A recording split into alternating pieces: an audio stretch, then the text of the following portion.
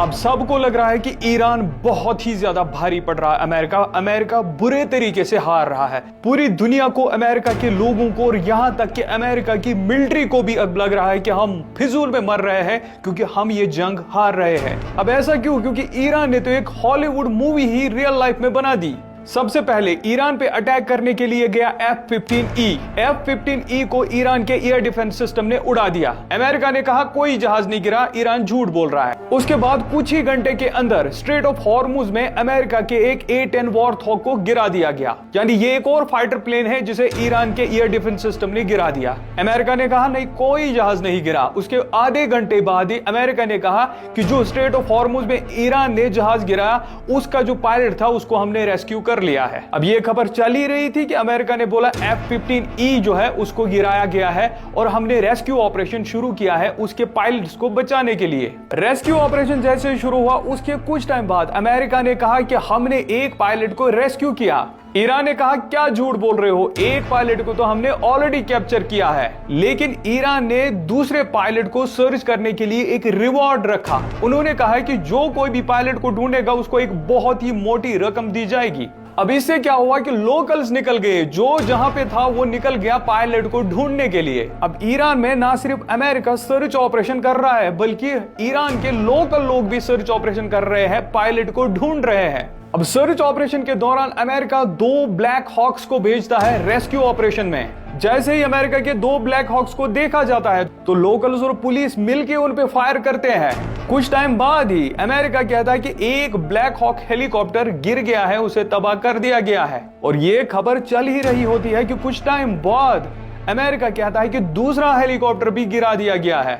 Donald Trump को जब हालात का अंदाजा होता है तो वो कहता है ईरान से कि 48 घंटे के लिए सीज फायर करते हैं, जंग को रोक लेते हैं। लेकिन ईरान रिप्लाई में कहता है कि कोई जंग नहीं रुकेगा, कंटिन्यू रहेगा।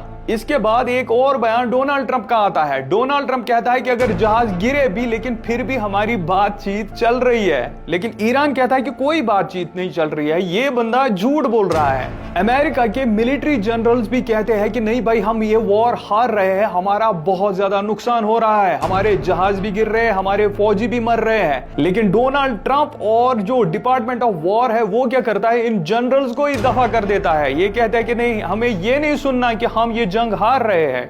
ये जनरल्स को ही फायर कर देते हैं, उनको निकाल देते हैं। अब अमेरिका पे इतना ज्यादा प्रेशर बढ़ा है, इतना ज्यादा प्रेशर बढ़ा है कि रात के अंधेरे में मिडिल ईस्ट से फौजें भाग रही है। यानी कि अमेरिका उनको रात के अंधेरे में निकाल रहा है। बहुत ज्यादा वायरल वीडियोस हो रहे हैं। अब क्योंकि ये जंग अमेरिका हार नहीं रहा है बल्कि वो बहुत ही बुरे तरीके से पिट रहा है।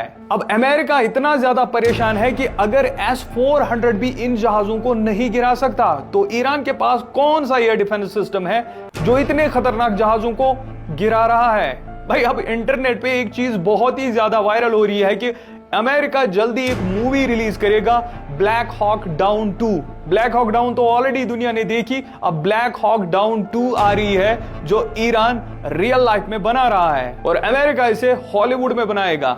यानी अमेरिका बहुत ही ज्यादा बुरा फंसा है। और सबसे चौंका देने वाली बात पता है क्या है कि ईरान अभी भी क्लेम कर रहा है, अभी भी कह रहा है कि भाई हमने तो वो हथियार निकाले ही नहीं जिससे दुनिया के कान खड़े हो जाए कि ईरान के पास क्या है, अभी हमने वो दुनिया को दिखाया ही नहीं।